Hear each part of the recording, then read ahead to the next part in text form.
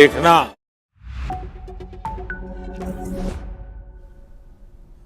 Hello and welcome. I'm Devika Chopra and you are watching NewsX World. Let's take a look at some of our top stories. India's External Affairs Minister Dr. S. Jaishankar tells US Secretary of State Marco Rubio Kashmir attackers must face justice, while Pakistan's Sharif pushes the US to rein in India. Washington also says Rubio called both sides, urging India and Pakistan to dial down tensions after the deadly attack in Pahalgam. The US and Ukraine have signed a landmarked deal to jointly develop energy and mineral resources crucial for war recovery and military aid. Washington also launched a reconstruction fund as part of a strategic push to counter China's control of critical minerals. Russian drones strike Odessa, killing 2, injuring 5 and sparking fires across homes, a school and a supermarket. In retaliation, a Ukrainian drone has hit a market in Russian-occupied Oleshki, killing 7 according to Moscow-backed officials. Israel launches airstrikes in Syria, targeting an extremist group that attacked Druze civilians near Damascus. Syria denounces foreign intervention but vows to protect all communities, including the Druze minority.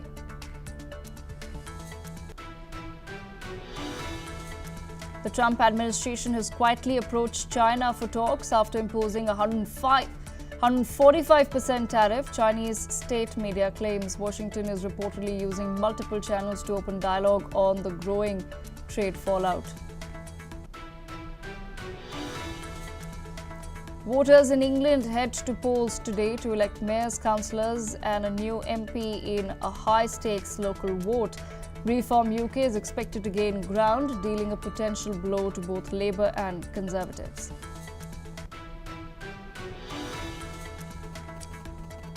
Kenyan lawmaker Charles was gunned down in a planned hit job on a Nairobi street. He was shot dead at a red light by a motorcycle assassin. Police say the killing was deliberate and targeted. Schools are shut and flights are cancelled as Wellington is slammed by its strongest winds in over 10 years. Parts of New Zealand's South Island are under a state of emergency after 24 hours of torrential rain and hurricane forces gust.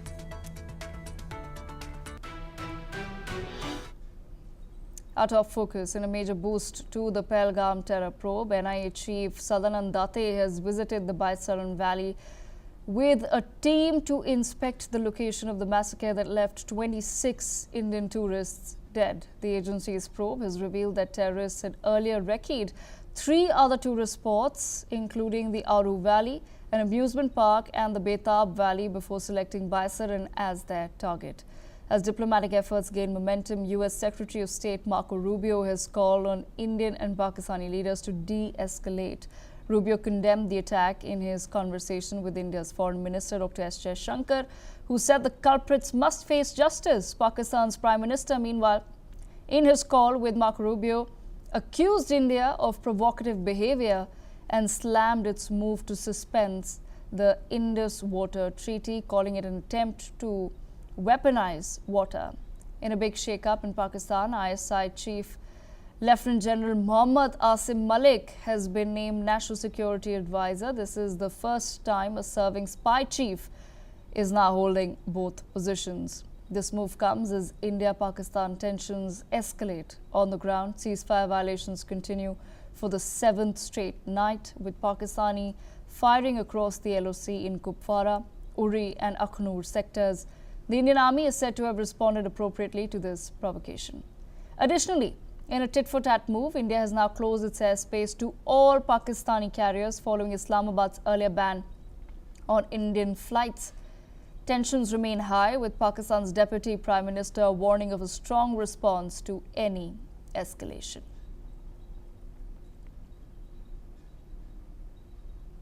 Joining me on the broadcast is retired Major General Shashi Asthana. Major General Shashi Asthana, I of course begin by asking you, sir, what do you make of the response by India so far? We've taken certain diplomatic steps And at the same time, India has also suspended the Indus Water Treaty. Beyond that, it seems as though this is perhaps the first time India is engaging in what is being called psychological warfare vis-a-vis Pakistan. Your take on that, sir? See, this time India has used the entire elements or all the elements of comprehensive national power to send a message to the perpetrators of terror. And therefore, earlier responses you would have seen when surgical strike was there, and then we had the Balakot strike. One instrument of warfare was used, and that was military. But this time, India is using all elements of warfare, which involves the diplomatic efforts, the water, the treaty, the information war, the all other resources, the economic war, which is also very important. So this time, we are quite clear that one instrument is not good enough. And now let me also strategize and tell you that if we put all the efforts which are being made, if I have to put it in some context and some kind of strategy from the available information, I will put it this way. We know that the terrorists are smaller operators. The main target and their perpetrators is Pakistan Army and ISI. We have no doubts about it. So therefore, the center of gravity of all the responses should be Pakistan Army. So if that be so, we have to ensure that the relevance of Pakistan Army is reduced in Pakistan. And to do that, many things will have to be placed. Now let me talk of the Indus Water Treaty. Now how it helps. We know that Balochistan is already boiling. We know that the Khyber Pakhtunkhwa army is finding it difficult, and they all are firing on Pakistan Army. Similarly, POK is also resenting, and same is the case with Sindh. The only province from where their hierarchy comes and which is prosperous is Punjab. And most of these military leaders of Pakistan who actually hold the power, they have a hell of a lot of land, agriculture land there. Now, so that is why the Indus Water Treaty has been held in abeyance. The shortage of water, although it may take time because infrastructure is required to stop water, but then the moment you hold the information, that is the hydrological information, they won't know when the floods will come and when the water will be stopped, etc., etc. So that can create panic, number one. Number two, the investments in the agriculture sector, which is their main sector, will reduce. Thirdly, the people will be finding it difficult to find jobs in the agriculture sector because Punjab accounts for 45% of their job in the agriculture sector. So once they are angry, we have to create a divide between Pakistan Army and Pakistan people. We have to make Pakistan people realize that this kind of terror act which the Pakistan Army and ISI is doing, it is actually hurting them. If Pakistan has $9 billion or $10 billion worth of foreign exchange reserve, and if they do all kinds of drills which they are doing in terms of the mobilization and the air mobilization and exercise, etc., etc., we have to make sure that if it was supposed to last 2 months, let it get consumed in 15 days, and let there be no petrol in Pakistan, and then the Pakistan public will feel the pinch that because of the nonsense which the Pakistan Army is creating on the other side, without realizing what they are having, what the consequences are, our prosperity, our livelihood, our day-to-day bread is getting affected, and that perhaps is the overall strategy. Okay. And of course, we will take some military actions too, which I'm sure the appropriate authorities will decide at the right time, place, and the method of own choosing. Okay, Major Shashi Astan, I also want to understand from your perspective, sir. Pakistan and India both getting calls and reaching out to several countries across the world. Pakistan is now expecting some sort of intervention by countries such as the United States of America. In your perspective, is anyone really likely to step into a conflict between India and Pakistan? See, we know that it is an old playbook of Pakistan, and I mentioned in one of the international forums on X on one of the debates very clearly, even without they starting off in early stages of that there will be, their playbook says two things. One is, I have done a terrorist attack and now I must go to America and China to say that to please stop India, otherwise I will use nuclear weapon. So they will fall back to nuclear weapon, and then they will say, I'm a nuclear country and therefore there will be a not catastrophe. And all countries will try and tell us that don't escalate, etc., etc. Now this is as per their old playbook. Nuclear blackmailing has crossed a limit, that they can't do that. They will do a terrorist act, and whenever India is going to react, and they will say, no, no, no, I've got a nuclear weapon. So this bogey has to be called out. We did call out this bogey during Balakot strike, because when we crossed and went into Pakistan, it was very clear that if you think that you have a nuclear weapon, let's see how you respond. And we have now increased the nuclear arsenal. We have the second strike capability. We have a nuclear triad. So I don't think anybody will think of nuclear war. And I don't think even between Pakistan and India, I don't think the war is going to, by any stretch of imagination, the escalation is going to do that level. Even the escalation will go to war or not is a question mark, depending upon how we react and how the responses come. Number one. Number two, as far as the foreign countries, all other countries are concerned, certainly they would like two nuclear countries getting into the escalation dynamics. They would like to generally stop them. That's number one. Number two, in case we take any action, the whole world opinion is with us. But Pakistan will certainly be supported indirectly by China. China may not directly intervene, but they will certainly give them information, cyber, logistics, arms, and drones, etc., etc. The other country which I expect is going to help Pakistan is Turkey, because Turkey will also give them drones if they have not already done so. So these are the two countries. Barring these two countries, others will not intervene, and we have the right to respond. If America, nobody can lecture us. If America can strike Osama bin Laden in Pakistan, there is no reason why we will not strike the LAT. There's no, reason why we should not be striking LAT leaders or the leaders who are the perpetrators, and also perhaps some other persons as well. So we will take our actions as deemed fit by the people who are responsible to take actions.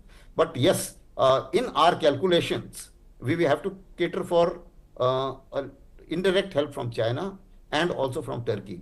I don't visualize Turkey getting involved directly, and China, considering the kind of trade war which is going on, or Cold War 2.0 going on between USA and China. China will not like to get involved with India at a time when it doesn't, shall I say, it doesn't suit their interest very much. Yes, Pakistan is an old friend. Pakistan is strategically located. They need to help Pakistan. They would like to help Pakistan. But the question is, if they have to go for intervene, that may be difficult, because they will intervene only when it suits their interest. Right. And Pakistanis, I don't think it is suiting Chinese interest, any response by us or Pakistanis. All right, Major Shashi Asthana, thank you so much for joining us on NewsX World with that perspective. Moving on. A natural resources deal between the United States and Ukraine has finally been agreed after months of twists and turns. The US has said that the agreement, quote-unquote, signals to Russia that the Trump administration is committed to a peace process centered on a free, sovereign and prosperous Ukraine. Kyiv estimates that about 5% of the world's critical raw minerals are in Ukraine. This includes some 19 million tons of proven reserves of graphite, which the Ukrainian Geological Survey state agency says makes the nation one of the top 5 leading countries for the supply of this mineral. Ukraine is also home to a third of all European lithium deposits, the key component in current batteries. Further, Ukraine has significant deposits of rare earth metals. These are a group of 17 elements that are used to produce weapons, wind turbines, electronics and other products vital in the modern world. According to agencies, some of the mineral deposits, however, have been seized by Russia. These resources are reportedly worth $350 billion and remain in occupied territories today. Meanwhile, here's what's in store for the US. The draft of the deal appears to give the U.S. sweeping access to Ukrainian industries beyond minerals. Furthermore, the agreement also includes provisions for new oil and gas projects and related infrastructure. In all cases, the resources stay in Ukrainian ownership, even though the U.S. will get joint access. Another intriguing element of the deal is that for the first time in a decade of the Reconstruction Investment Fund, profits will be fully reinvested in Ukraine's economy. While Kremlin has not commented on the minerals deal yet, here's what U.S. had to say about the landmark deal with Ukraine. This partnership allows the United States to invest alongside Ukraine to unlock Ukraine's growth assets, mobilize American talent, capital, and governance standards that will improve Ukraine's investment climate and accelerate Ukraine's economic recovery. The Development Finance Corporation will participate and help to establish this fund in collaboration with the government of Ukraine. Today's agreement signals clearly to Russian leadership that the Trump administration is committed to a peace process centered on a free, sovereign, and prosperous Ukraine over the long term. It's time for this cruel and senseless war to end.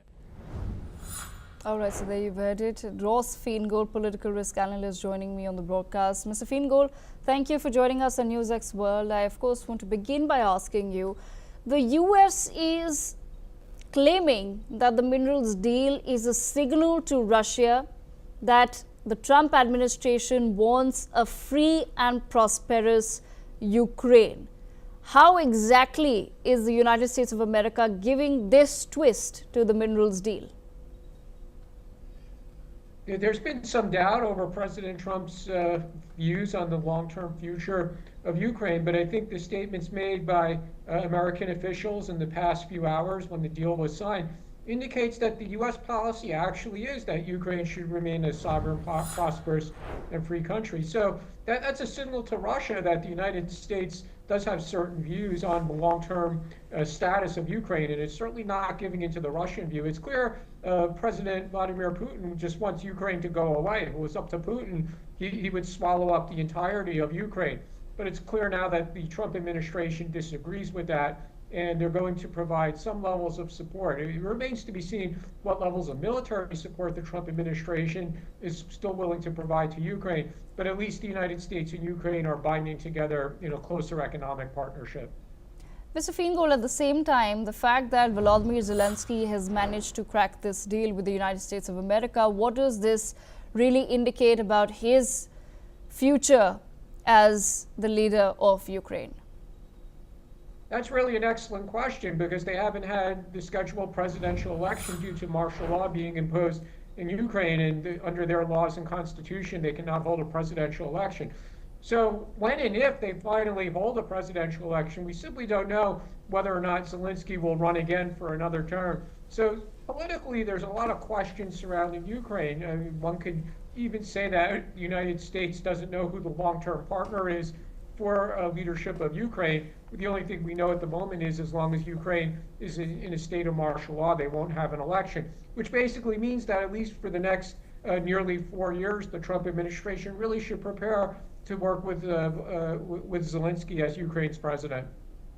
Ms. Feingold, the reason why I asked that question is because if the United States of America will now have access to Ukrainian territory, what would that mean, say, in the next 3 to 4 years, as you pointed out, that it's possible that Zelensky will continue for the next few years, but in the aftermath, both Russia and Ukraine, both Russia and USA would be looking to install leaders that are pro either the United States of America or pro-Russia? I think given the events of the last 3 years, the likelihood of a pro-Russian president winning election in Ukraine is probably really low. So whoever, if Zelensky does not run for president again, whoever replaces him is probably also going to have similar policies to defend Ukraine's sovereignty and even to continue the war. And especially if Western European countries are willing to continue to provide weapons, even in the absence of the Trump administration doing that, then it's possible that Ukraine can continue to conduct the war. But we're really not near a point in time where Ukraine is going to have a presidential election. So that's all, we can only speculate about the medium to long-term political leadership of Ukraine.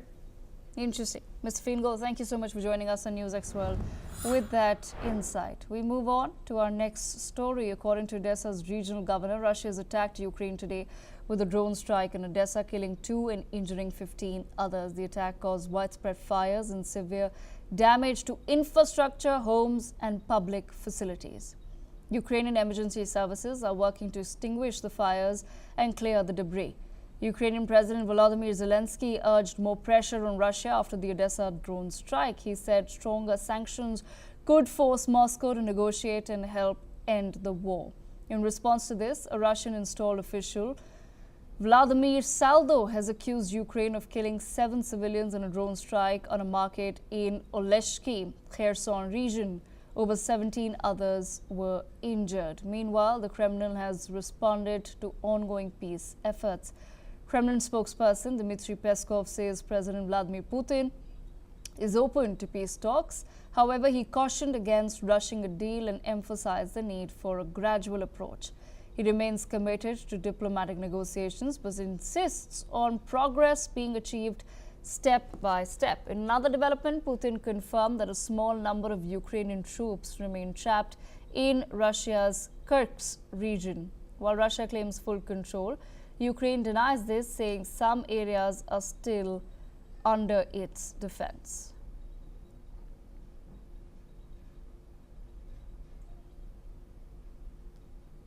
Joining me on the broadcast is Professor Dr. Veselin Popovotsky. Professor Dr. Popovotsky, I want to understand from your perspective the fact that the US and Ukraine have now finally signed the minerals deal. Do you think Trump administration will work harder to convince Russia to end the war? Absolutely. I think it's an historic deal. It almost signals a new Marshall Plan for Ukraine.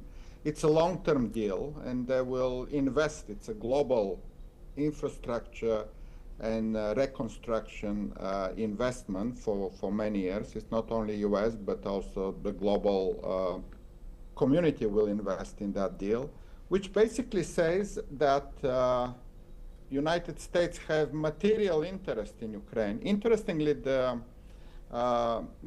Ukrainian minister who signed the deal, Yulia Sviridenko, very clearly pointed that a lot of those minerals are in occupied territory by Russia. So under the deal, if Americans want to get their 3 billion actually money back, they can kick out Russia of the occupied territory and explore the minerals there in Donbass.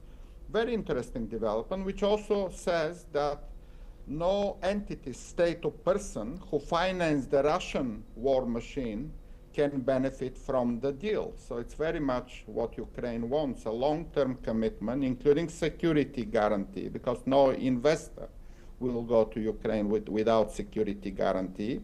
But also it means military support, and it's also in the deal, more air defense system for Kiev, so that what happened in Odessa today doesn't happen again with Ukrainian strong anti-aircraft defense system.